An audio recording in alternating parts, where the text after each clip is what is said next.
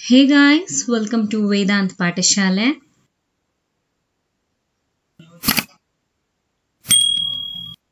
ನಮ್ಮ ವೇದಾಂತ್ ಪಾಠಶಾಲೆ ಕಡೆಯಿಂದ ಭಾಷಾಂತರ ಹಾಗೂ ಸಾರಾಂಶ ಬರವಣಿಗೆಗೆ ಸಂಬಂಧಿಸಿದ ಹಾಗೆ ಒಂದು ಪುಸ್ತಕವನ್ನ ಬಿಡುಗಡೆ ಮಾಡಲಾಗಿದೆ.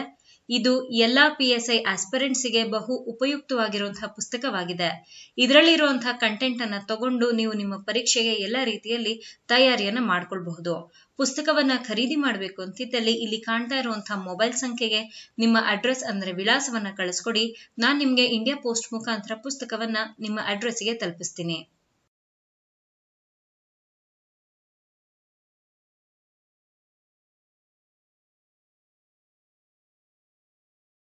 ಅಕ್ಟೋಬರ್ 3ನೇ ತಾರೀಕು 545 ಪೋಸ್ಟ್ಗೆ ಸಂಬಂಧಿಸಿದ ಹಾಗೆ PSI ಪರೀಕ್ಷೆ ನಡೆದಿತ್ತು. ಪೇಪರ್ 1 ನಲ್ಲಿ ನಿಮ್ಗೆ 2 ಟ್ರಾನ್ಸ್ಲೇಷನ್, 1 ಪ್ರೆಸಿ ರೈಟಿಂಗ್, 5 ಎಸ್ಸೆ ಟಾಪಿಕ್ ಗಳನ್ನ ಕೊಟ್ಟಿದ್ರು. ನಮ್ಮ ಹಿಂದಿನ ವಿಡಿಯೋ ಅಂದ್ರೆ ಪಾರ್ಟ್ 1 ನಲ್ಲಿ ನಾನ್ ನಿಮ್ ಜೊತೆ ಕನ್ನಡದಿಂದ ಇಂಗ್ಲಿಷ್ ಭಾಷೆಗೆ ಹೇಗೆ ಅನುವಾದ ಮಾಡೋದು ಅಂತ ತಿಳಿಸ್ಕೊಟ್ಟಿದ್ದೆ. ನೀವೇನಾದ್ರೂ ವಿಡಿಯೋ ನೋಡಿಲ್ಲ, ಮಿಸ್ ಮಾಡ್ಕೊಂಡಿದ್ರೆ ಅಂತಿದ್ದಲ್ಲಿ ಇಲ್ಲಿ ಒಂದು ಐ ಅಂತ ಮೆಸೇಜ್ ಪಾಪಪ್ ಆಗ್ತಾ ಇದೆ, ಗಮನ ಕೊಡಿ. ಇಲ್ಲಿ ಕ್ಲಿಕ್ ಮಾಡಿ ನಮ್ಮ ಪಾರ್ಟ್ 1 ಇದನ್ನ ನೀವು ನೋಡಬಹುದು. ಸೊ ಈ ವಿಡಿಯೋಲಿ ನಾನು ಪಾರ್ಟ್ 2 ಅಂತ ಇಲ್ಲಿ ಹೆಸರು ಕೊಟ್ಟಿದ್ದೀನಿ. ಈ ವಿಡಿಯೋಲಿ ನಾನು ನಿಮ್ ಜೊತೆ 2ನೇ question the English to Kannada translation ಹೇಗಿತ್ತು ಅಂತ ನಿಮ್ಗೆ ತಿಳಿಸ್ತಾ ಹೋಗ್ತೀನಿ. And this is somewhat like analysis. ಯಾವ ರೀತಿ ಇತ್ತು ಕ್ವೆಶ್ಚನ್ ಪೇಪರ್ ನಲ್ಲಿ ಈ ಒಂದು ಪ್ರಶ್ನೆ, ಹೇಗೆ ನೀವು ಬರಿಬಹುದಾಗಿತ್ತು, ಇದರಲ್ಲಿ ಇರುವಂತಹ ವೊಕ್ಯಾಬ್ಯುಲರಿಗಳನ್ನ ಹೇಗೆ ತಗೊಳ್ಬೇಕು, ಎಲ್ಲವನ್ನ ಕೂಡ ಇಲ್ಲಿ ನಾವು ಡಿಸ್ಕಸ್ ಮಾಡ್ತಾ ಹೋಗೋಣ. ಓಕೆ, ನಾನು ಮೊದಲನೇ ವಾಕ್ಯವನ್ನ ತಗೊಳ್ತಾ ಇದ್ದೀನಿ.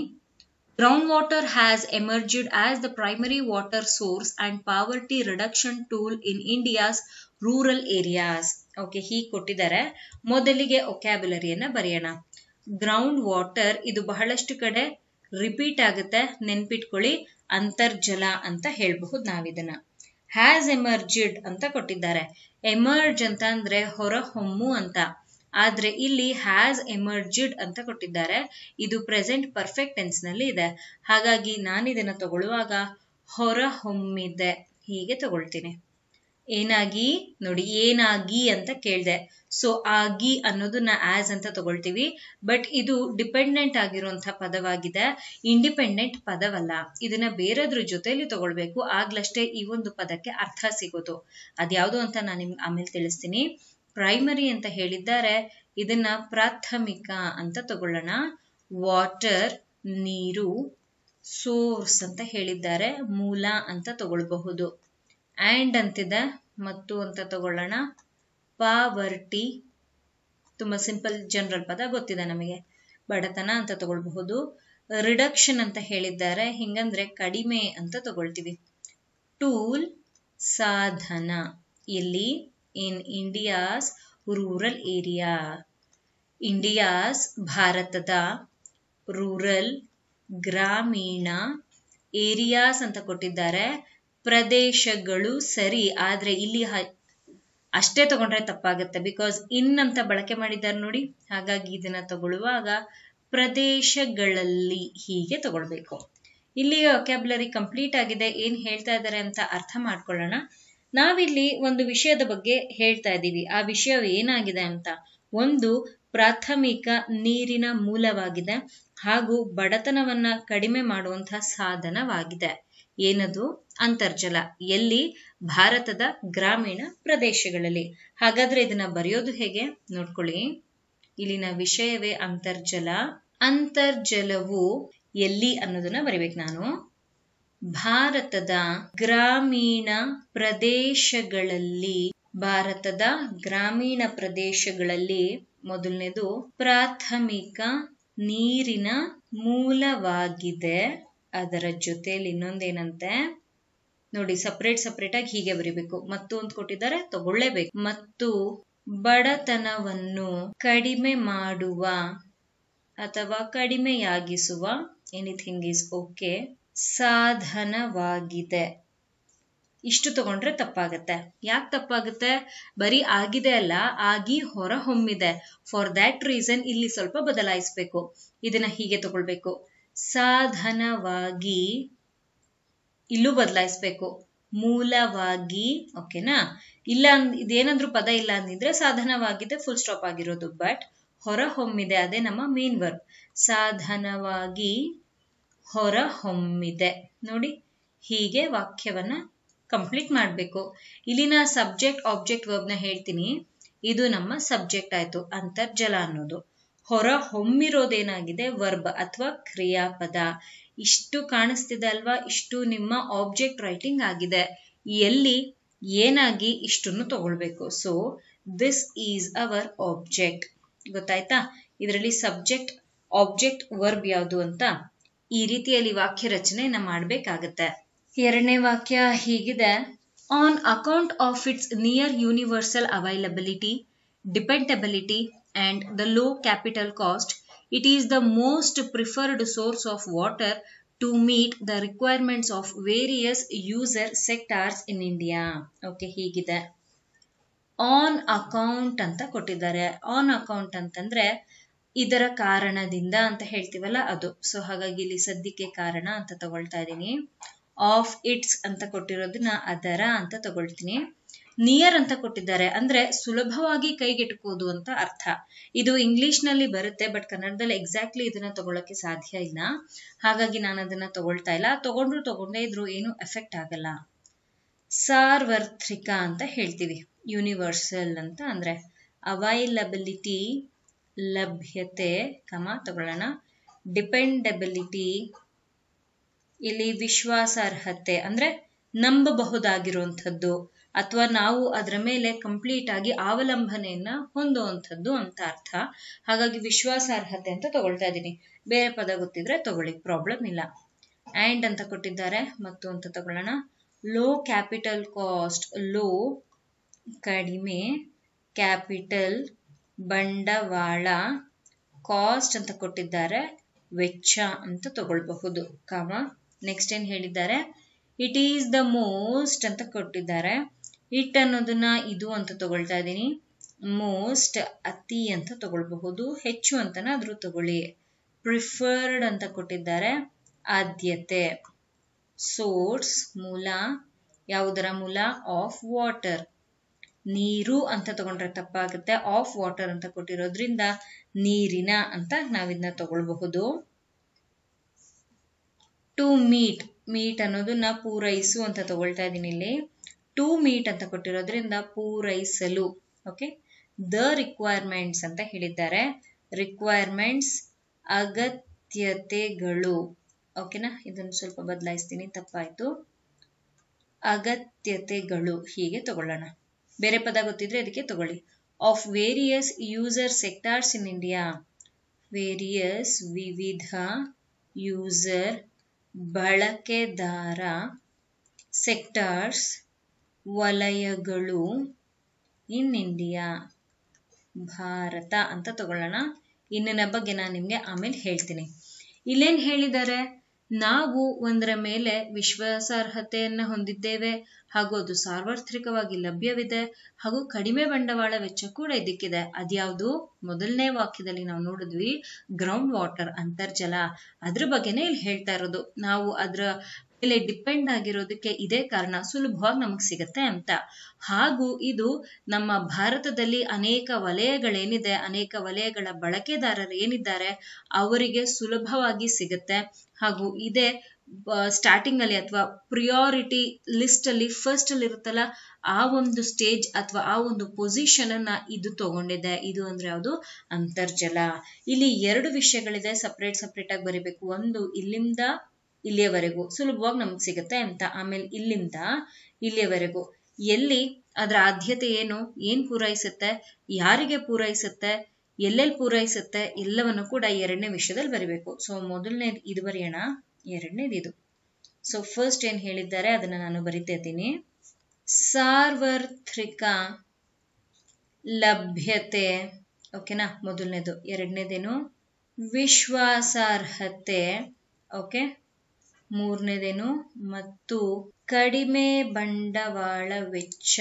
ಕಡಿಮೆ ಬಂಡವಾಳ ವೆಚ್ಚದ ಅಂತ ತಗೊಳ್ಳೋಣ. ವೆಚ್ಚದ ಕಾರಣದಿಂದಾಗಿ. Okay. So here we need a pass. ಇಲ್ಲಿಗೆ ಮೊದಲನೇದು ಮುಗೀತು. ನೆಕ್ಸ್ಟ್ ಏನ್ ಹೇಳಿದ್ದಾರೆ ಅದನ್ನ ಬರಿತಾ ಇದ್ದೀನಿ. ಎಲ್ಲಿ?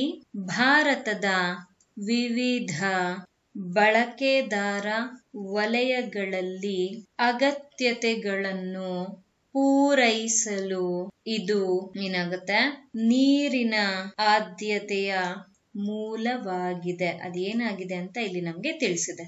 ಓಕೆ, ಹೀಗೆ ವಾಕ್ಯ ರಚನೆಯನ್ನ ಮಾಡಲಾಗಿದೆ. ಎರಡು ಕೂಡ ಸಪ್ರೇಟ್ ಆಗಿ ತಗೊಂಡಿದ್ದೀನಿ, as you can see. So ಮೊದಲನೇದೇನಾಯ್ತು, ಈ ವಿಷಯವಾಯ್ತು. ಇದು ಬರ್ದಿದ್ದೀನಿ ನೋಡಿ, ಇಲ್ಲಿ 1 ಅಂತ ಇದೆ, 1ಗೆ ಸಮ ಇದೆ, 2 ಅಂತ ಇದೆ, 2ಗೆ ಸಮ ಇದೆ. ಹೀಗೆ ಒಂದಾದ್ಮೇಲೆ ಒಂದು ತಗೊಂಡಿದ್ದೀನಿ. ಓಕೆ, ಮುಂದಕ್ಕೆ ಹೋಗೋಣ. ಮೂರನೇ ವಾಕ್ಯ ಹೀಗಿದೆ: Groundwater has made significant contributions to the growth of India's economy and has been an important catalyst of its socio-economic development. Okay, groundwater ನಮಗೆ ಗೊತ್ತು, ನಾವು ಮತ್ತೊಮ್ಮೆ ಬರೆಯೋದು ಬೇಡ. ಹ್ಯಾಸ್ ಮೇಡ್ ಅಂತ ಹೇಳಿದ್ದಾರೆ, ಇದನ್ನ ನೀಡಿದೆ ಅಂತ ತಗೊಳ್ತಾ ಇದ್ದೀನಿ. ಏನಾಗಿ? ಸಿಗ್ನಿಫಿಕೆಂಟ್ ಅಂದ್ರೆ ಪ್ರಾಮುಖ್ಯತೆ ಅಂತ ತಗೊಳ್ಬಹುದು. ಕಾಂಟ್ರಿಬ್ಯೂಷನ್ಸ್ ಕೊಡುಗೆಗಳು ಅಂತ ತಗೊಳ್ಳೋಣ. To the growth of India's economy, growth ಬೆಳವಣಿಗೆ, ಇಂಡಿಯಾಸ್ ಭಾರತದ, ಎಕಾನಮಿ ಆರ್ಥಿಕತೆ. ಇಷ್ಟೇ ತಗೊಂಡ್ರೆ ತಪ್ಪಾಗುತ್ತೆ. ಆಫ್ ಅಂತ ಕೊಟ್ಟಿದ್ದಾರೆ, ಟು ಅಂತ ಕೊಟ್ಟಿದ್ದಾರೆ, ಇದನ್ನೆಲ್ಲಿ ತಗೊಳ್ಳೋದು? ಈ ಆಫ್ ಅಂತ ಏನಿದೆ ಇದು ನೋಡಿ ಭಾರತದ, ಇಲ್ಲಿ ತಗೊಂಡಿದ್ದೀನಿ. ಟು ಅಂತ ಕೊಟ್ಟಿದ್ದಾರಲ್ವಾ, ಇದನ್ನ ಭಾರತದ ಆರ್ಥಿಕತೆಯ ಬೆಳವಣಿಗೆಗೆ ಹೀಗೆ ತಗೊಳ್ಬೇಕು. ಓಕೆನಾ? ಅಂಡ್ ಅಂತ ಇದೆ, ಮತ್ತು ಅಂತ ತಗೊಳ್ಳೋಣ. Has been an important catalyst. Important ಅಂತಂದ್ರೆ ಪ್ರಮುಖ ಅಂತ ತಗೊಳ್ಬಹುದು. ಕೆಟಲಿಸ್ಟ್ ಅಂತಂದ್ರೆ ವೇಗವರ್ಧಕ ಅಂತ ತಗೊಳ್ಳೋಣ. ಸಮಾನಾರ್ಥಕ ಪದ ಬೇರೆ ಗೊತ್ತಿದ್ರೆ ತಗೊಳ್ಳಿ. ಓಕೆನಾ? ನೆಕ್ಸ್ಟ್, ಆಫ್ ಇಟ್ಸ್, ಅದರ, ಸೋಶಿಯೋ ಎಕನಾಮಿಕ್ ಸಾಮಾಜಿಕ ಮತ್ತೆ ಆರ್ಥಿಕ ಜೊತೆಲೆ ತಗೊಳ್ಬೇಕಿದನ್ನ, ಡೆವಲಪ್ಮೆಂಟ್ ಅಭಿವೃದ್ಧಿ.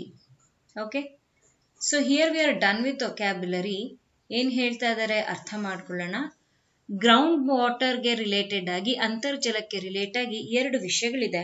ಒಂದು, ಅದು ನಮ್ಮ ಭಾರತದ ಆರ್ಥಿಕತೆಯ ಬೆಳವಣಿಗೆಗೆ ಇಂಪಾರ್ಟೆಂಟ್ ಆಗಿರುವಂತಹ, ಪ್ರಮುಖವಾಗಿರುವಂತಹ ಕೊಡುಗೆಯನ್ನು ಕೊಟ್ಟಿರೋದು. ಮತ್ತೊಂದೇನು ಅಂತಂದ್ರೆ ಈ ಸಾಮಾಜಿಕ ಹಾಗೂ ಆರ್ಥಿಕ ಅಭಿವೃದ್ಧಿಯಲ್ಲಿ ಪ್ರಮುಖವಾಗಿ ವೇಗವರ್ಧಕವಾಗಿರೋದು. 2 ವಿಷಯ ಸಪ್ರೇಟು. ಇಲ್ಲೂ ಕೂಡ ನೋಡಿ, ಇಲ್ಲಿಂದ ಹ್ಯಾಸ್ ಮೇಡ್ ಇಂದ ಎಕಾನಮಿವರೆಗೂ ಒಂದು ವಿಷಯ, ಅದಾದ್ಮೇಲೆ ಹ್ಯಾಸ್ ಬೀನ್ ಇಂದ ಡೆವಲಪ್ಮೆಂಟ್ ವರೆಗೂ ಒಂದು.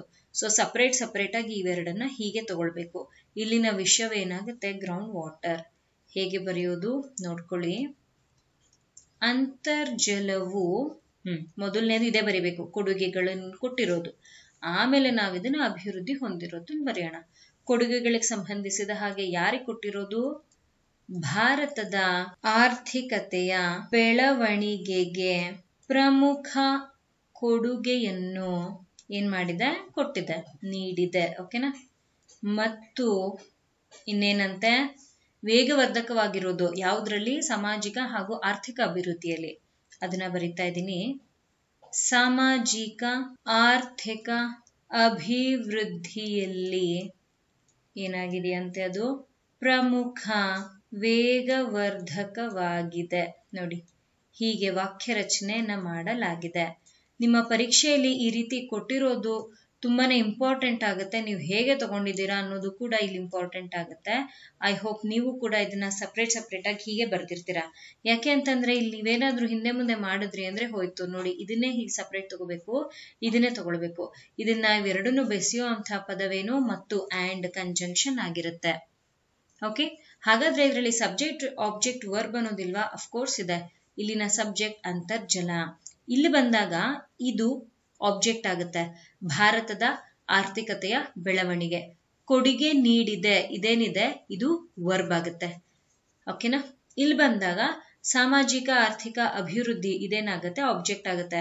ವೇಗವರ್ಧಕವಾಗಿದೆ ಅನ್ನೋದೇನಾಗುತ್ತೆ? ವರ್ಬ್ ಆಗುತ್ತೆ. ಸಪ್ರೇಟ್ ಆಗಿ ತಗೊಳ್ಬೇಕು. ಎರಡಕ್ಕೂ ಒಂದೇ ವಿಷಯ, ಅಂತರ್ಜಲ. ಓಕೆನಾ? ಮುಂದಕ್ಕೆ ಹೋಗೋಣ. 4ನೇ ವಾಕ್ಯ ಹೀಗಿದೆ. Seems lengthy but this is very easy. ಏನಿದೆ ಅಂತ ಓದ್ತೀನಿ.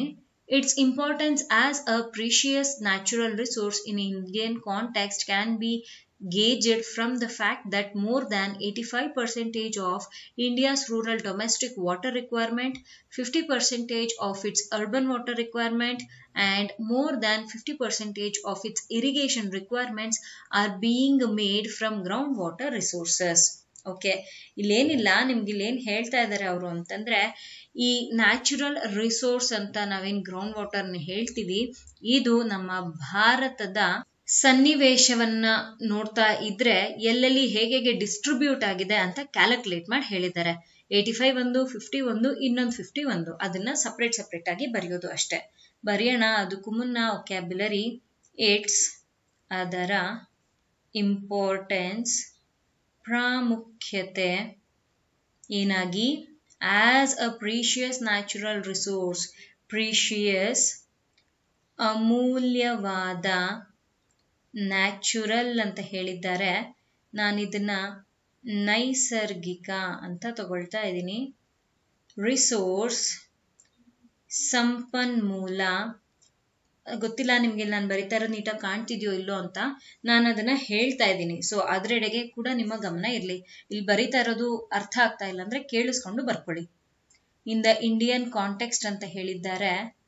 ಭಾರತೀಯ ಕಾಂಟೆಕ್ಸ್ಟ್ ಅಂತಂದ್ರೆ ಸನ್ನಿವೇಶ ಅಂತ ತಗೊಳ್ಬಹುದು. ಇನ್ನಂತ ಕೊಟ್ಟಿದ್ದಾರಲ್ವಾ, ಭಾರತೀಯ ಸನ್ನಿವೇಶದಲ್ಲಿ ಅಂತ ತಗೊಳ್ತಾ ಇದ್ದೀನಿ. ಕ್ಯಾನ್ ಬಿ ಗೇಜ್ಡ್, ಗೇಜ್ ಅಂತಂದ್ರೆ ಅಳತೆ, ಮೆಜರ್ ಅಂತ ಹೇಳ್ತೀವಲ್ಲ ಅದು. ಕ್ಯಾನ್ ಬಿ ಅಂತ ಕೊಟ್ಟಿರೋದ್ರಿಂದ ಅಳತೆ ಮಾಡಬಹುದು ಅಥವಾ ಅಳೆಯಬಲ್ಲ, ಎನಿಥಿಂಗ್ ಇಸ್ ಓಕೆ. ಓಕೆನಾ? ಫ್ರಮ್ ದ ಫ್ಯಾಕ್ಟ್, ಸತ್ಯದಿಂದ ಅಂತ ತಗೊಳ್ಳೋಣ. ದ್ಯಾಟ್, ಈ ದಟ್ ಅನ್ನೋದು ಎಲ್ಲೂ ಬರಲ್ಲ.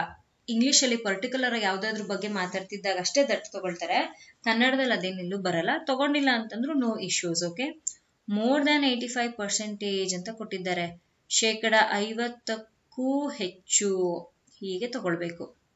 Of India's rural domestic water requirement, ಭಾರತದ ರೂರಲ್, ಗ್ರಾಮೀಣ, ಡೊಮೆಸ್ಟಿಕ್, ಸ್ಥಳೀಯ, ವಾಟರ್, ನೀರು, ರಿಕ್ವೈರ್ಮೆಂಟ್, ಅಗತ್ಯತೆ, 50% ಹೀಗೆ ತಗೊಳ್ತೀವಿ.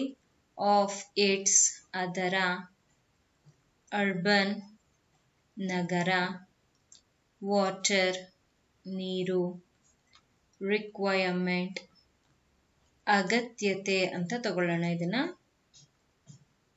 ಆ್ಯಂಡ್, ಮತ್ತು, ಮೋರ್ ದ್ಯಾನ್ 50%, 50%ಕ್ಕೂ ಹೆಚ್ಚು ಅಂತ ಬರಿಬೇಕಿದನ್ನ. ಓಕೆ. ಆಫ್ ಇಟ್ಸ್, ಅದರ, ಇರಿಗೇಷನ್, ನೀರಾವರಿ, ರಿಕ್ವೈರ್ಮೆಂಟ್, ಅಗತ್ಯತೆ, ಆರ್ ಬೀಯಿಂಗ್ ಮೇಡ್ ಅಂತ ಕೊಟ್ಟಿದ್ದಾರೆ. ಕ್ರಿಯೆ ನಿರಂತರವಾಗಿದೆ, ಹಾಗಾಗಿ ನಾನು ಇದನ್ನ ಮಾಡಲಾಗುತ್ತಿದೆ ಹೀಗೆ ತಗೊಳ್ತಾ ಇದ್ದೀನಿ. From ground water resources, ground water, ಅಂತರ್ಜಲ, ರಿಸೋರ್ಸಸ್, ಸಂಪನ್ಮೂಲ. ಆದ್ರೆ ಇಲ್ಲಿ ನೋಡಿ ಫ್ರಮ್ ಅಂತ ಕೊಟ್ಟಿದ್ದಾರೆ, ಇದನ್ನ ಇಲ್ಲಿ ತಗೊಳ್ಬೇಕು. ಸಂಪನ್ಮೂಲಗಳಿಂದ, ಫುಲ್ ಸ್ಟಾಪ್. ಹೀಗೆ ವಾಕ್ಯ ರಚನೆಯನ್ನ, ಹೀಗೆ ನೀವು ಒಕ್ಯಾಬ್ಯುಲರಿಯನ್ನ ಬರಿಬೇಕಾಗತ್ತೆ. ವಾಕ್ಯ ರಚನೆ ಹೇಗೆ ಮಾಡೋದು ಇಲ್ಲಿ ಗಮನಿಸಬೇಕು. ನಾವು ಫಸ್ಟ್ ಅಳತೆ ಮಾಡಬಹುದು ಅನ್ನೋದನ್ನ ಬರಿಬೇಕು. ಅದಾದ್ಮೇಲೆ ಹೇಗೆಲ್ಲ ಅಳತೆ ಮಾಡಬಹುದು, 3 ವಿಷಯಗಳು, 85ಕ್ಕೂ ಹೆಚ್ಚು, 50, ಇನ್ನೊಂದು 50ಕ್ಕೂ ಹೆಚ್ಚು, ಇದನ್ನ ನಾವು ಅಳತೆ ಮಾಡಬಹುದಂತೆ. ಹಾಗಿದ್ರೆ ಇದನ್ನ ಹೇಗೆ ಬರೆಯೋದು ಗಮನ ಇಟ್ಟು ನೋಡ್ಕೊಳ್ಳಿ. ಮೊದಲನೇದಾಗಿ ಯಾರ ಅಳತೆ ಎಲ್ಲಿ ಮಾಡಬಹುದು ಅದನ್ನ ಬರಿತಾ ಇದ್ದೀನಿ.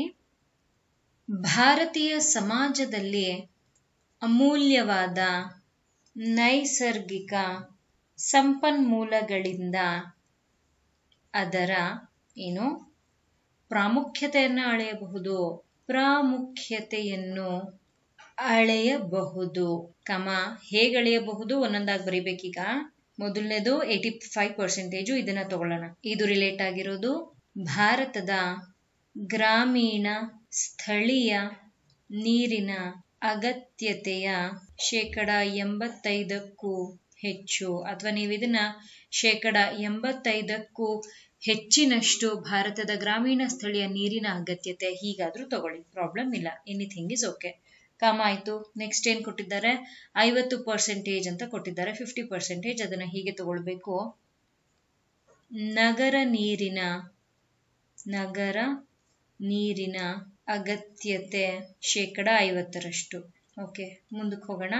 ಮತ್ತು ಅಂತಿದ್ಯಾ, ಓಕೆ, ಮತ್ತು ಅಂತ ತಗೊಳ್ತೀನಿ, ಕಾಮ ಇಲ್ಲ. ಮತ್ತು ಇನ್ನೊಂದೇನು, 50%ಕ್ಕೂ ಹೆಚ್ಚು. ಯಾವುದು, ನೀರಾವರಿ ಅಗತ್ಯತೆ. ಅದನ್ನ ಹೀಗೆ ತಗೊಳ್ತಾ ಇದ್ದೀನಿ. 50%ಕ್ಕೂ ಹೆಚ್ಚಿನ ನೀರಾವರಿ ಅಗತ್ಯತೆಯನ್ನು ಯಾರು ಪೂರ್ತಿ ಮಾಡೋದು, ಅಂತರ್ಜಲ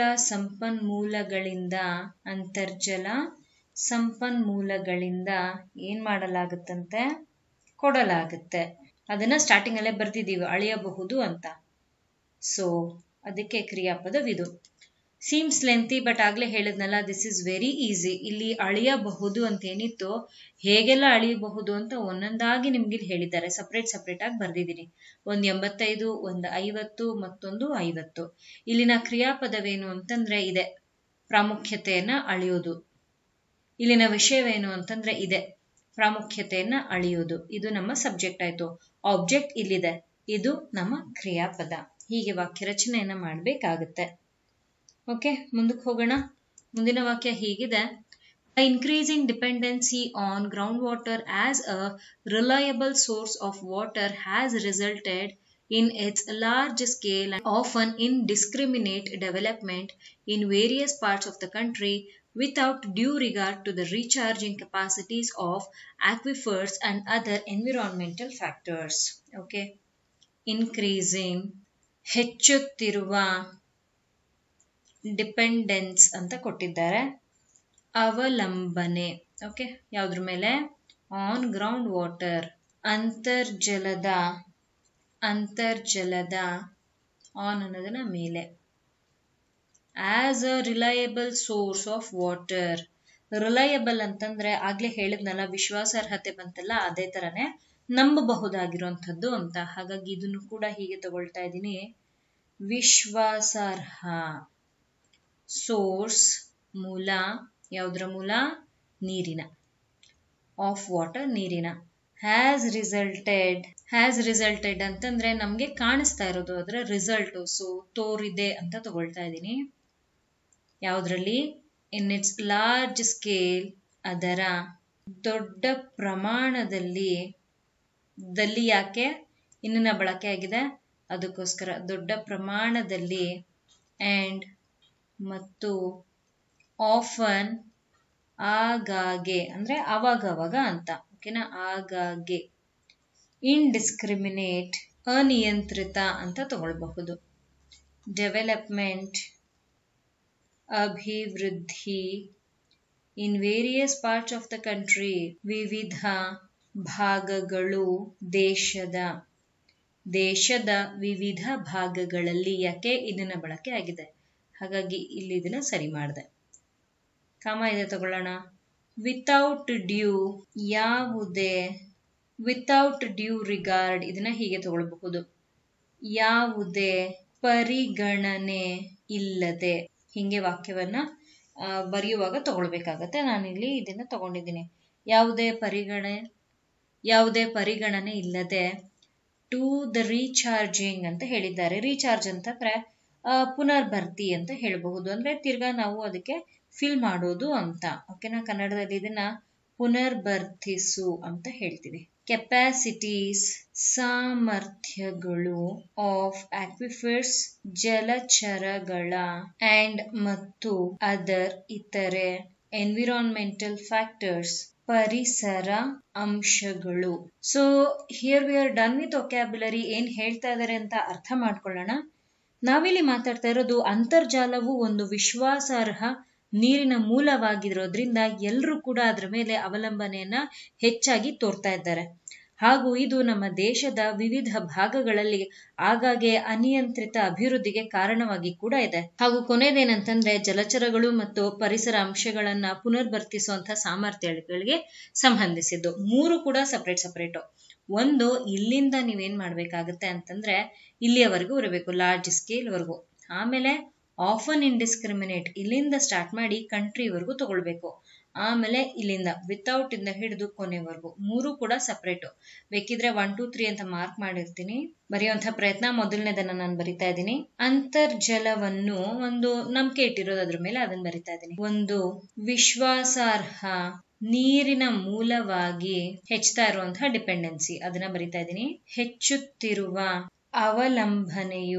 ಅವಲಂಬನೆಯು ಅದರ ದೊಡ್ಡ ಪ್ರಮಾಣದಲ್ಲಿ ಮೊದಲನೇದಿಲ್ಗೆ ಮುಗಿತು. ದೇಶದ ವಿವಿಧ ಭಾಗಗಳಲ್ಲಿ ಏನಾಗ್ತಿದೆ ಅಭಿವೃದ್ಧಿ, ಅದು ಯಾವಾಗ? ಆಗಾಗ್ಗೆ, ಆಫನ್. ಆಗಾಗ್ಗೆ ಅನಿಯಂತ್ರಿತ ಅಭಿವೃದ್ಧಿಗೆ ಕಾರಣವಾಗಿ, ಇದು ಎರಡನೇದು.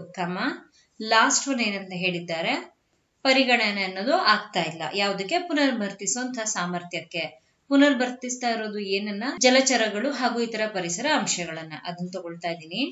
ಇತರ ಪರಿಸರ ಅಂಶಗಳ ಪುನರ್ಭರ್ತಿಸುವ ಸಾಮರ್ಥ್ಯಗಳಿಗೆ ಏನ್ ಸಿಗ್ತಾ ಇಲ್ವಂತೆ? ಯಾವುದೇ ಪರಿಗಣನೆ ಅನ್ನೋದು ಸಿಗ್ತಾ ಇಲ್ಲ, ಬೆಳಕಿಗೆ ಬರ್ತಾ ಇಲ್ಲ ಅಂತ.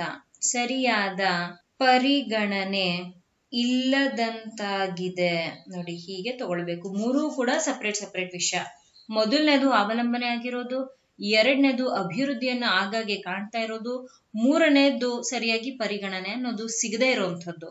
ಇದನ್ನ ಹೀಗೆ ಸಪ್ರೇಟ್ ಆಗಿ ಬರಿಬೇಕು ನೀವು. ಓಕೆನಾ? ಮುಂದಕ್ಕೆ ಹೋಗೋಣ. ಹೀಗಿದೆ ನಮ್ಮ ವಾಕ್ಯ. The unplanned and non scientific development of, ಇದು ಡಬಲ್ ಎಫ್ ಬಂದಿದೆ, ಇದು ಸಿಂಗಲ್ ಎಫ್ ಮಾತ್ರ, ಬದಲಾಯಿಸ್ಕೊಳ್ಳಿ. Ground water resources mostly driven by the individual initiatives has led to an increasing stress on the available resources. ಸಿಗದೇ ಇರೋದಕ್ಕೆ ಅಥವಾ ಪರಿಗಣನೆ ಸಿಗದೇ ಇರೋಕೆ ಒಂದು ಕಾರಣವನ್ನ ಇಲ್ಲಿ ಕೊಟ್ಟಿದ್ದಾರೆ. ಅನ್ಪ್ಲಾನ್ಡ್ ಅಂತ ಕೊಟ್ಟಿದ್ದಾರೆ. ಅನ್ಪ್ಲಾನ್ಡ್ ಅಂತಂದ್ರೆ ಯೋಜಿತವಲ್ಲದ, ಅಂಡ್ ಮತ್ತು ನಾನ್ ಸೈಂಟಿಫಿಕ್ ಅಂತ ಕೊಟ್ಟಿದ್ದಾರೆ. ವೈಜ್ಞಾನಿಕವಲ್ಲದ, ಹಿಂಗೆ ತಗೊಳ್ಬಹುದು. ಡೆವಲಪ್ಮೆಂಟ್ ನಮ್ಗೆ ಗೊತ್ತಿದೆ, ಜನರಲ್ ಆಗಿರುವಂತಹ ಪದವಿದು. ಅಭಿವೃದ್ಧಿ ಯಾವುದರ? Of ground water. ಅಂತರ್ಜಲದ ಅಂತ ತಗೊಳ್ಳೋಣ. ರಿಸೋರ್ಸಸ್ ಸಂಪನ್ಮೂಲಗಳು. ಮೋಸ್ಟ್ಲಿ ಡ್ರಿವನ್ ಅಂತ ಹೇಳಿದ್ದಾರೆ, ಅಂದ್ರೆ ಹೆಚ್ಚಾಗಿ. ಡ್ರಿವನ್ ಅಂದ್ರೆ ನಡೆಸೋದು, ನೋಡ್ಕೊಳ್ಳೋದು ಅಂತ ಹೇಳ್ತೀವಲ್ಲ, ಅದು. ನಡೆಸಲ್ಪಡುವ ಅಂತ ತಗೊಳ್ತಾ ಇದ್ದೀನಿ. ನಡೆಸಲ್ಪಡುವ ಬೈ ಇಂಡಿವಿಜುವಲ್, ವೈಯಕ್ತಿಕ. ಇನಿಷಿಯೇಟಿವ್ಸ್ ಉಪಕ್ರಮಗಳು. ಬಟ್ ಇಲ್ಲಿ ನಾನು ಅಷ್ಟು ತಗೊಂಡ್ರೆ ತಪ್ಪಾಗುತ್ತೆ. ಬೈ ಅಂತ ಕೊಟ್ಟಿದ್ದಾರಲ್ವಾ, ಉಪಕ್ರಮಗಳಿಂದ, ಹೀಗೆ ತಗೊಳ್ಬೇಕು. ಹ್ಯಾಸ್ ಲೆಡ್ ಟು, ಏನ್ ಆಗಿದೆ ನೋಡಿ, ಆಗಿದೆ ಅನ್ನೋದನ್ನ ಹ್ಯಾಸ್ ಲೆಡ್ ಅಂತ ತಗೊಳ್ಬೇಕು. ವಾಗಿದೆ ಅಂತ ತಗೊಳ್ತಾ ಇದ್ದೀನಿ. ಟು ಯಾವುದಕ್ಕೆ? ಇನ್ಕ್ರೀಸಿಂಗ್, ಹೆಚ್ಚುತ್ತಿರುವ. ಸ್ಟ್ರೆಸ್ ಅಂತ ಕೊಟ್ಟಿದ್ದಾರೆ. ಸ್ಟ್ರೆಸ್ ಅಂತಂದ್ರೆ ಒತ್ತಡ ಅಂತ ತಗೊಳ್ಬಹುದು. ಒತ್ತಡ ಯಾವುದ್ರ ಮೇಲೆ? ಆನ್ ದ ಅವೈಲಬಲ್ ರಿಸೋರ್ಸಸ್, ಲಭ್ಯವಿರುವ. ರಿಸೋರ್ಸಸ್ ಅಂತಂದ್ರೆ ಸಂಪನ್ಮೂಲಗಳು. ಆಗ್ಲೇ ಬರ್ದಿದೀವಿ, ಮತ್ತೊಮ್ಮೆ ಬರೆಯುವಂತಹ ನೀಡಿಲ್ಲ. ಓಕೆನಾ? ಸೊ ಇಲ್ಲಿಗೆ ವೊಕ್ಯಾಬ್ಯುಲರಿ ಕಂಪ್ಲೀಟ್ ಆಗಿದೆ. ಏನ್ ಹೇಳ್ತಾ ಇದ್ದಾರೆ ಅಂತ ಅರ್ಥ ಮಾಡ್ಕೊಳ್ಳೋಣ. ಅಂತರ್ಜಲ ಸಂಪನ್ಮೂಲಗಳಿಂದ ಯೋಜಿತವಲ್ಲದ ಹಾಗೂ ವೈಜ್ಞಾನಿಕವಿಲ್ಲದ ಅಭಿವೃದ್ಧಿಯನ್ನ ನೋಡ್ತಾ ಇದ್ದೀವಿ. ಹೆಚ್ಚಾಗಿ ಇದು ಯಾಕಾಗುತ್ತೆ ಅಂತಂದ್ರೆ, ಹೆಚ್ಚಾಗಿ ವೈಯಕ್ತಿಕ ಉಪಕ್ರಮಗಳಿಂದ ನಡೆಸಲ್ಪಡುವ ಲಭ್ಯವಿರುವ ಸಂಪನ್ಮೂಲಗಳ ಮೇಲೆ ಹೆಚ್ಚುತ್ತಾ ಇರುವಂತಹ ಒತ್ತಡದ ಕಾರಣದಿಂದ. 2 ವಿಷಯ. ಒಂದು, ಯಾಕೀಗ ಆಗ್ತಿದೆ, ಮತ್ತೊಂದು ಆಗ್ತಾ ಇರೋದಕ್ಕೆ ಕಾರಣವೇನು ಅಂತ ಸೂಚಿಸ್ತಾ ಇದೆ. ಮೊದಲನೇದು ಯೋಜಿತವಲ್ಲದ, ವೈಜ್ಞಾನಿಕವಲ್ಲದ ಅಭಿವೃದ್ಧಿ, ಅದನ್ನ ಬರೀಬೇಕು. ಎರಡನೇದು ಹೆಚ್ಚುತ್ತಾ ಇರುವಂತಹ ಒತ್ತಡ, ಯಾವ್ದ್ರ ಮೇಲೆ? ಲಭ್ಯವಿರುವಂತಹ ರಿಸೋರ್ಸಸ್, ಸಂಪನ್ಮೂಲಗಳ ಮೇಲೆ. ಇದ್ರೂ ಕೂಡ ಉಪಯೋಗಿಸ್ಕೊಳಕ್ ಆಗ್ತಿಲ್ಲ ಅಂತ ಪರಿಸ್ಥಿತಿ. ಯಾಕೆ ಅಂತಂದ್ರೆ ಪ್ಲಾನ್ ಇಲ್ಲ ಹಾಗೂ ಅದು ಸೈಂಟಿಫಿಕ್ ಆಗಿಲ್ಲ. 2 ಬೇರೆ ಬೇರೆ ಬರೆಯೋಣ. ಮೊದಲನೇದನ್ನ, ಅಂತರ್ಜಲ ಸಂಪನ್ಮೂಲಗಳಿಂದ ಏನು? 2 ವಿಷಯ. ಯೋಜಿತವಲ್ಲದ, ಅದರ ಜೊತೆಯಲ್ಲಿ ವೈಜ್ಞಾನಿಕವಲ್ಲದ. ಅಭಿವೃದ್ಧಿ ಎಲ್ಲಿ ನಾವಿದನ್ನ ಕಾಣಬಹುದು? ಹೆಚ್ಚಾಗಿ ವೈಯಕ್ತಿಕ ಉಪಕ್ರಮಗಳಿಂದ ನಡೆಸಲ್ಪಡುವುದು. ಯಾವುದ್ರ ಮೇಲೆ? ಲಭ್ಯವಿರುವ ಸಂಪನ್ಮೂಲಗಳ ಮೇಲೆ ಏನಾಗ್ತಾ ಇದೆ? ಹೆಚ್ಚುತ್ತಿರುವ ಒತ್ತಡಕ್ಕೆ ಕಾರಣವಾಗ್ತಾ ಇದೆ. ಹೆಚ್ಚುತ್ತಿರುವ ಒತ್ತಡಕ್ಕೆ ಕಾರಣವಾಗಿದೆ. ಸೊ ಇಲ್ಲಿ ಎಸ್ ಆಗ್ಲೇ ಹೇಳ್ದ ಹಾಗೆ ಇರುವಂತಹದ್ದನ್ನ ನಮ್ಗೆ ಉಪಯೋಗಿಸ್ಕೊಳ್ಳೋದಕ್ಕೆ ಸಾಧ್ಯ ಆಗ್ತಾ ಇಲ್ಲ. ಯಾಕೆ ಅಂತಂದ್ರೆ ಇದೆ ನಮ್ಗೆ ಕೈಗೆಟಕ್ತಾ ಇಲ್ಲ, ಅದನ್ನೇ ಇಲ್ಲಿ ಹೇಳಿರೋದು. ಓಕೆ, ಮುಂದಕ್ಕೆ ಹೋಗೋಣ. ಲಾಸ್ಟ್ ಬಟ್ ಒನ್ ಸೆಂಟೆನ್ಸ್ ಹೀಗಿದೆ. Seems lengthy but this is again easy one. The adverse impacts can be observed in the form of long-term decline of groundwater levels, desaturation of aquifer zones, increased energy consumption for lifting water from progressively deeper levels, and quality deterioration due to saline water intrusion in coastal areas in different parts of the country. ಇಲ್ಲಿ ಯಾಕೆ ಹೀಗೆ ಸಂಪನ್ಮೂಲಗಳೆಲ್ಲ ಕೈಗೆಟುಕುವಂತ ರೀತಿಯಲ್ಲಿ ಇದ್ರೂ ನಮ್ ಕೈಗೆಟುಕ್ತಾ ಇಲ್ಲ ಅಂತ ಕಾರಣವನ್ನ ಕೊಟ್ಟಿದ್ದಾರೆ. ಒಂದು ಗ್ರೌಂಡ್ ವಾಟರ್ ಲೆವೆಲ್ ಡಿಕ್ಲೈನ್ ಇರ್ಬೋದು, ಡಿಸ್ಯಾಚುರೇಷನ್, ಕನ್ಸಂಪ್ಷನ್ ಜಾಸ್ತಿ ಮಾಡ್ತಾ ಇರೋದ್ರಿಂದ ತುಂಬಾ ಡೀಪ್ ಇಂದ ನಾವು ನೀರನ್ನ ತೆಗಿತಾ ಇರೋದು ಇರಬಹುದು, ಹಾಗೂ ಡಿಟೋರಿಯೇಷನ್ ಆಗ್ತಿದೆ, ಸಲೈನ್ ವಾಟರ್ ಇಂಟ್ರೂಷನ್ ಇಂದ ಎಲ್ಲಿ ಕೋಸ್ಟಲ್ ಏರಿಯಾಸ್ ನಲ್ಲಿ ಎಲ್ಲ ಕೂಡ ಒಂದಾದ್ಮೇಲೆ ಒಂದು ಸುಮ್ಮನೆ ಬರ್ಕೊಂಡು ಹೋಗೋದಷ್ಟೇ. ಫಸ್ಟ್ ಇಲ್ಲಿ ವೊಕ್ಯಾಬ್ಯುಲರಿ ತೆಗೆಯೋಣ. ಅಡ್ವರ್ಸ್ ಇಂಪ್ಯಾಕ್ಟ್ ಅಂತ ಕೊಟ್ಟಿದ್ದಾರೆ. ಅಡ್ವರ್ಸ್ ಅಂತಂದ್ರೆ ಪ್ರತಿಕೂಲ ಅಂತ ತಗೊಳ್ಬಹುದು. ಇಂಪ್ಯಾಕ್ಟ್ ಅಂತಂದ್ರೆ ಪರಿಣಾಮ. ಕ್ಯಾನ್ ಬಿ ಅಬ್ಸರ್ವ್ಡ್ ಅಂತ ಹೇಳಿದ್ದಾರೆ, ಅಂದ್ರೆ ಗಮನಿಸಬಹುದಾಗಿರುವಂತದ್ದು ಅಂತ. ಗಮನಿಸಬಹುದಾದ, ಆಗ್ಲೇ ಹೇಳ್ದಾಗೆ ಇಲ್ಲಿ ಸ್ಪೇಸ್ ಕಡಿಮೆ ಇರೋದ್ರಿಂದ ಮೇ ಬಿ ನಾನು ಬರೆಯೋದು ನಿಮ್ಗೆ ಅರ್ಥ ಆಗದೆ ಇರಬಹುದು, ಹೇಳೋದ್ರ ಕಡೆ ಗಮನ ಕೊಡಿ. ಇನ್ ದ ಫಾರ್ಮ್ ಆಫ್ ರೂಪದಲ್ಲಿ, ಲಾಂಗ್ ಟರ್ಮ್ ಡಿಕ್ಲೈನ್ ಅಂತ ಹೇಳಿದ್ದಾರೆ. ದೀರ್ಘಕಾಲದ ಕುಸಿತ. Ground water levels, ground water ಅಂತರ್ಜಲ ನಮಗೆ ಗೊತ್ತು. ಲೆವೆಲ್ಸ್ ಮಟ್ಟ. ಓಕೆ, ಡಿಸ್ಯಾಚುರೇಷನ್ ಅಂತ ಹೇಳಿದ್ದಾರೆ. ಹಿಂಗಂದ್ರೆ ನಿರ್ಜಲೀಕರಣ ಅಂತ ತಗೊಳ್ತಾ ಇದ್ದೀನಿ. ಆಫ್ ಆಕ್ವಿಫರ್ ಝೋನ್ಸ್, ಜಲಚರ ವಲಯಗಳು. ಕಾಮ ಇದೆ ತಗೊಳ್ಳೋಣ. ಇನ್ಕ್ರೀಸ್ಡ್, ಹೆಚ್ಚಿದ, ಎನರ್ಜಿ, ಶಕ್ತಿ ಅಂತ ತಗೊಳ್ತಾ ಇದ್ದೀನಿ.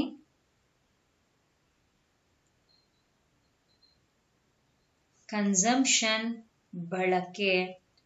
ಫಾರ್ ಲಿಫ್ಟಿಂಗ್ ವಾಟರ್, ಎತ್ತುವ ನೀರು.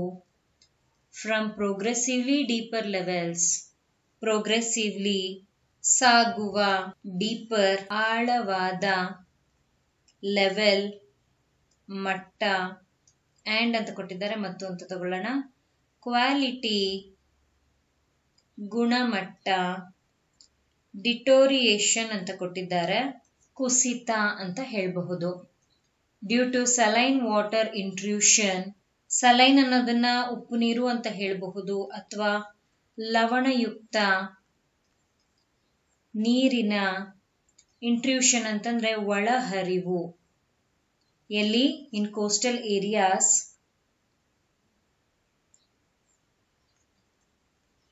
ಕರಾವಳಿ ಪ್ರದೇಶದಲ್ಲಿ. ಇನ್ different parts of the country, ಅನೇಕ ಭಾಗಗಳು. ಆಫ್ ದ ಕಂಟ್ರಿ, ದೇಶದ. ಓಕೆ, ಸೊ ಇಲ್ಲಿಗೆ ವೊಕ್ಯಾಬ್ಯುಲರಿ ಕಂಪ್ಲೀಟ್ ಆಗಿದೆ. ಪ್ರತಿಕೂಲ ಪರಿಣಾಮಗಳನ್ನ ಗಮನಿಸಬಹುದಾದ್ರೆ ಅದು ಈ ರೂಪಗಳಲ್ಲಿದೆ. ಒಂದೊಂದಾಗಿ ಯಾವ್ಯಾವ್ದು ಅಂತ ಬರೆಯೋಣ. ಇದನ್ನ ನಾವ್ ಎಲ್ಲಿ ಕಾಣ್ತಾ ಇದ್ದೀವಿ? ದೇಶದ ಕರಾವಳಿ ಪ್ರದೇಶದ ಅನೇಕ ಭಾಗಗಳಲ್ಲಿ ನಾವು ಈ ಪ್ರತಿಕೂಲ ಪರಿಣಾಮಗಳನ್ನ ಗಮನಿಸಬಹುದಾಗಿದೆ. ಒಂದೊಂದಾಗಿ ಬರಿತೀನಿ. ಪ್ರತಿಕೂಲ ಪರಿಣಾಮಗಳನ್ನು ಅಂತರ್ಜಲ ಮಟ್ಟದಲ್ಲಿನ ಮೊದಲನೇದು ದೀರ್ಘಕಾಲದ ಕುಸಿತದ ರೂಪದಲ್ಲಿ ಗಮನಿಸಬಹುದು. ಬರಿತಾ ಇದ್ದೀನಿ. ರೂಪದಲ್ಲಿ ಗಮನಿಸಬಹುದು ಮೊದಲನೇದು. ಎರಡನೇದಿನೇನಂತೆ? ಈ ಜಲಚರಗಳ ನಿರ್ಜಲೀಕರಣ. ಬರೆಯೋಣ. ಜಲಚರ ವಲಯಗಳ ನಿರ್ಜಲೀಕರಣ. ಓಕೆ, ಮೂರನೇದೇನು? ದೇಶದ ವಿವಿಧ ಭಾಗಗಳಲ್ಲಿ ಭಾಗಗಳಲ್ಲಿ ಬೇಡ, ದೇಶದ ವಿವಿಧ ಭಾಗಗಳ ಕರಾವಳಿ ಪ್ರದೇಶದಲ್ಲಿ, ಹೀಗೆ ತಗೊಳ್ಳೋಣ, ಬೆಟರ್ ಇರುತ್ತೆ. ಪ್ರದೇಶಗಳಲ್ಲಿ ಒಂದಕ್ಕಿಂತಲೂ ಹೆಚ್ಚಿದೆ. ಪ್ರದೇಶಗಳಲ್ಲಿ ಏನಾಗ್ತಿದೆಯಂತೆ, ಲವಣಯುಕ್ತ ನೀರಿನ ಒಳಹರಿವಿನಿಂದ ಸಾಗುವ ಆಳವಾದ ಮಟ್ಟದಿಂದ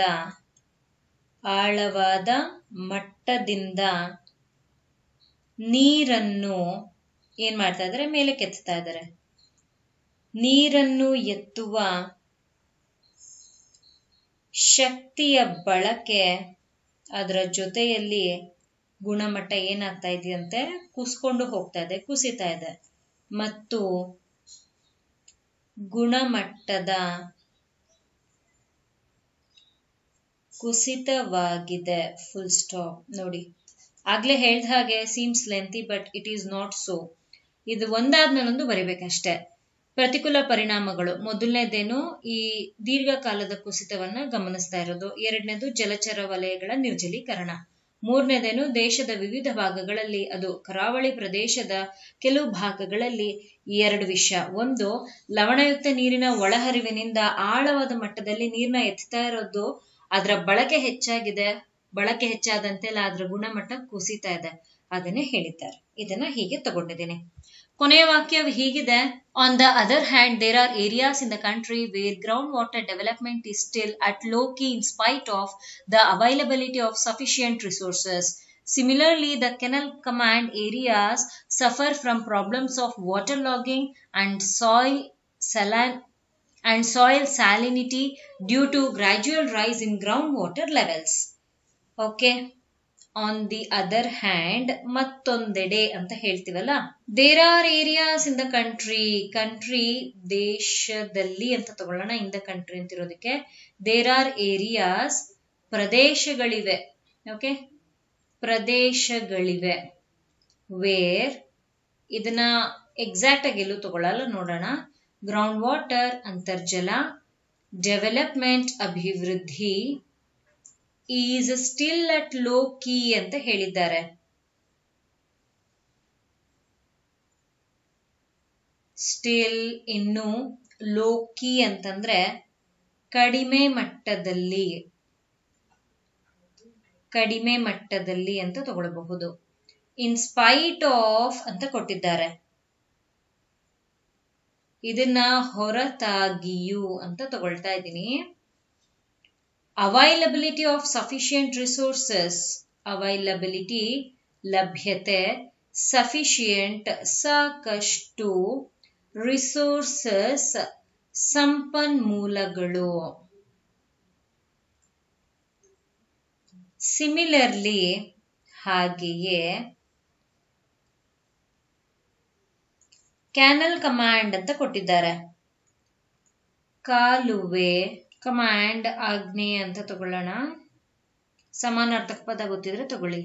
ಏರಿಯಾಸ್, ಪ್ರದೇಶಗಳು, ಸಫರ್ ಬಳಲು, ಫ್ರಮ್ ಪ್ರಾಬ್ಲಮ್ಸ್ ಸಮಸ್ಯೆಗಳಿಂದ,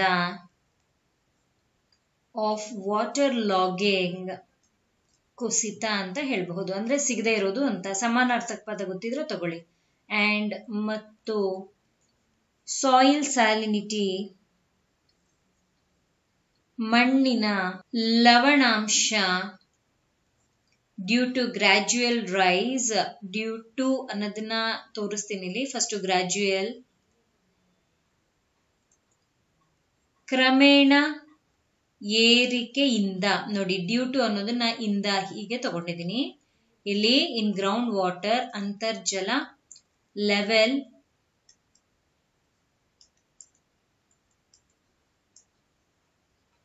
ಮಟ್ಟದಲ್ಲಿ ಹೀಗೆ ತಗೊಳ್ಬಹುದು. ಓಕೆ, ಸೊ ಇಲ್ಲಿಗೆ ವೊಕ್ಯಾಬ್ಯುಲರಿ ಕಂಪ್ಲೀಟ್ ಆಗಿದೆ. ಏನ್ ಹೇಳ್ತಾ ಇದಾರೆ ಅಂತ ಅರ್ಥ ಮಾಡ್ಕೊಳ್ಳೋಣ. ನಾವಿಲ್ಲಿ ಮಾತಾಡ್ತಾ ಇರೋದು ಇಷ್ಟೊತ್ತು ನೋಡಿದ್ವಿ ಹೇಗೆಲ್ಲ ಪ್ರಾಬ್ಲಮ್ ಆಗ್ತಿದೆ ಅಂತ. ಇಲ್ಲಿ ಇನ್ನೊಂದೆಡೆ ದೇಶದ ಪ್ರದೇಶಗಳಲ್ಲಿ ಸಾಕಷ್ಟು ಸಂಪನ್ಮೂಲಗಳಿದ್ರೂ ಕೂಡ ಅದನ್ನ ಸರಿಯಾದ ರೀತಿಯಲ್ಲಿ ಬಳಸ್ಕೊಳ್ಳೋದಕ್ಕೆ ಸಾಧ್ಯವಾಗ್ತಾ ಇಲ್ಲ.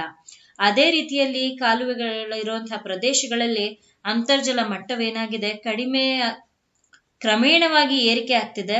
ಹಾಗೂ ಇದರಿಂದ ನೀರು ಪ್ರಾಪರ್ ಆಗಿ ಸಿಗ್ತಾ ಇಲ್ಲ, ಅದರ ಸಿಗುವಂತಹ ಮಟ್ಟವೇನಾಗ್ತಿದೆ, ಕುಸಿತಾ ಇದೆ.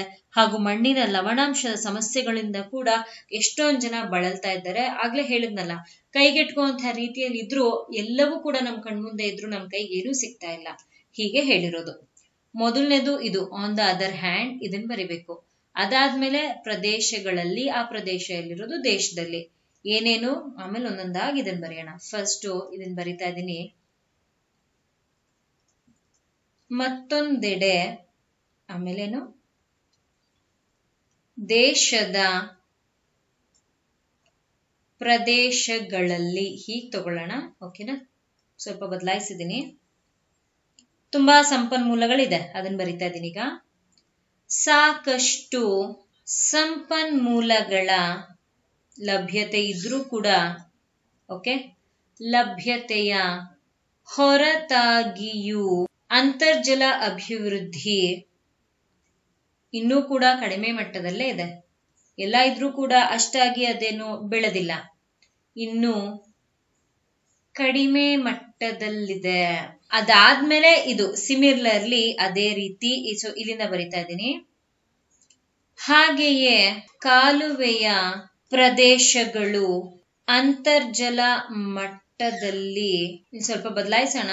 ಕಾಲುವೆಯ ಪ್ರದೇಶಗಳ ಏನು ಅಂತರ್ಜಲ ಮಟ್ಟವು ಏನಾಗ್ತಾ ಇದೆ, ಕ್ರಮೇಣವಾಗಿ ಏರಿಕೆಯಾಗುವುದರಿಂದ ನೀರಿನ ಕುಸಿತ, ಅಂದ್ರೆ ನೀರು ಸಿಗುವಂಥದ್ದು ಕಡಿಮೆ ಆಗ್ತಿದೆ ಅಂತ, ಮತ್ತು ಮಣ್ಣಿನ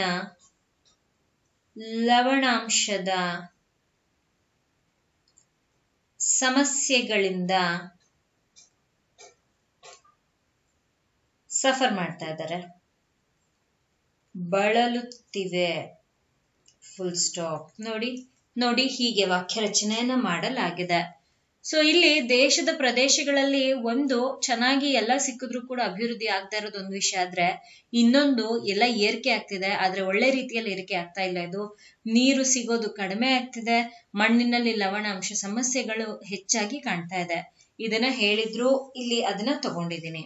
ಓಕೆ, ಸೊ ಇದಾಗಿತ್ತು ಇವತ್ತಿನ ಸೆಷನ್. ಇವತ್ತಿನ ಸೆಷನ್ ಅಲ್ಲಿ ಮೊನ್ನೆಯ ಪರೀಕ್ಷೆ, ಅಂದ್ರೆ ಅಕ್ಟೋಬರ್ 3ನೇ ತಾರೀಕು ಏನ್ ಪರೀಕ್ಷೆ ನಡೀತು, PSI ಪರೀಕ್ಷೆ, ಅದರಲ್ಲಿ ಕನ್ನಡದಿಂದ ಇಂಗ್ಲಿಷ್ಗೆ ಕೊಟ್ಟಂತದ್ದು ಹಾಗೂ ಇಂಗ್ಲಿಷ್ನಿಂದ ಕನ್ನಡಕ್ಕೆ ಕೊಟ್ಟಂತಹ 2 ಪ್ರಶ್ನೆಗಳನ್ನ ಹಿಂದಿನ ಹಾಗೂ ಈ ಸೆಷನ್ ಅಲ್ಲಿ ನಾನು ಕಂಪ್ಲೀಟ್ ಮಾಡಿದ್ದೀನಿ.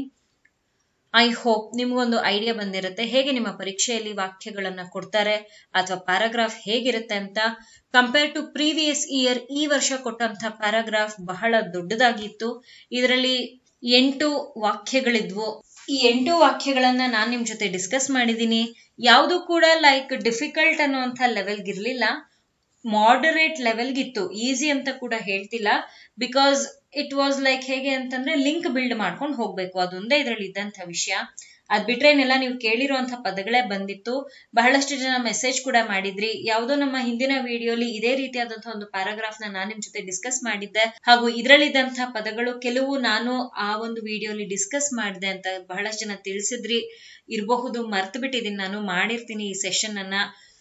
ಐ ಹೋಪ್ ಈ ರೀತಿಯಾದಂತಹ ನಮ್ಮ ಸೆಷನ್ಸ್ ನಿಮ್ಮ ಪರೀಕ್ಷೆಗೆ ಉಪಯೋಗ ಆಗ್ತಿದೆ ಅಂತ ನೀವು ತಿಳಿಸ್ತೀರಾ ಅಲ್ವಾ, ಅದು ನಂಗೆ ತುಂಬಾ ಖುಷಿಯನ್ನ ಕೊಡುತ್ತೆ. Thank you so much. I hope ಇವತ್ತು ನಾನ್ ನಿಮ್ ಜೊತೆ ಡಿಸ್ಕಸ್ ಮಾಡಿದಂತಹ ಈ ಪ್ಯಾರಾಗ್ರಾಫ್ ನಿಮ್ಗೆ ಅರ್ಥ ಆಗಿದೆ, ಹಾಗೂ ಈ ಒಂದು ಪಾರ್ಟ್ 2 ಸೆಷನ್ ಕೂಡ ನಿಮ್ಗೆ ಇಷ್ಟವಾಗಿದೆ ಅಂತ ಅನ್ಕೊಂಡಿದ್ದೀನಿ. ಓಕೆ, ಇಲ್ಲಿಗೆ ಈ ಸೆಷನ್ ಅನ್ನ ಕಂಪ್ಲೀಟ್ ಮಾಡ್ತಾ ಇದ್ದೀನಿ. ಕ್ಲಾಸ್ ಬಗ್ಗೆ ಏನ್ ಅನ್ನಿಸ್ತು ಅಂತ ಕಮೆಂಟ್ ಸೆಕ್ಷನ್ ಅಲ್ಲಿ ತಿಳಿಸೋದನ್ನ ಮರಿಬೇಡಿ. As usual, if you like today session, do click on the like button. ಪುಸ್ತಕವನ್ನ ಖರೀದಿ ಮಾಡ್ಬೇಕು ಅಂತಿದ್ದಲ್ಲಿ ಇಲ್ಲಿ ಕಾಣ್ತಾ ಇರುವಂತಹ ಮೊಬೈಲ್ ಸಂಖ್ಯೆಗೆ ನಿಮ್ಮ ಅಡ್ರೆಸ್ ಅನ್ನ ಕಳಿಸ್ಕೊಡಿ. ಪುಸ್ತಕವನ್ನ ನಾನ್ ನಿಮ್ಗೆ ಇಂಡಿಯಾ ಪೋಸ್ಟ್ ಮುಖಾಂತರ ಕಳಿಸ್ಕೊಡ್ತೀನಿ. Thank you people. ನೆಕ್ಸ್ಟ್ ವಿಡಿಯೋನ ನೋಡೋದನ್ನ ಮರಿಬೇಡಿ, ಯಾಕೆಂದ್ರೆ ಅದರಲ್ಲಿ ನಾನು ಪ್ರಿಸಿ ರೈಟಿಂಗ್ ನ ಡಿಸ್ಕಸ್ ಮಾಡ್ತೀನಿ. ಯಾವ ರೀತಿ ಪ್ರಶ್ನೆ ಇತ್ತು, ಹೇಗ್ ಬರಿಬಹುದಾಗಿತ್ತು ನೀವು ಅಂತ ಅದರಲ್ಲಿ ನಾವು ನೋಡ್ತಾ ಹೋಗೋಣ. Thank you. Happy learning.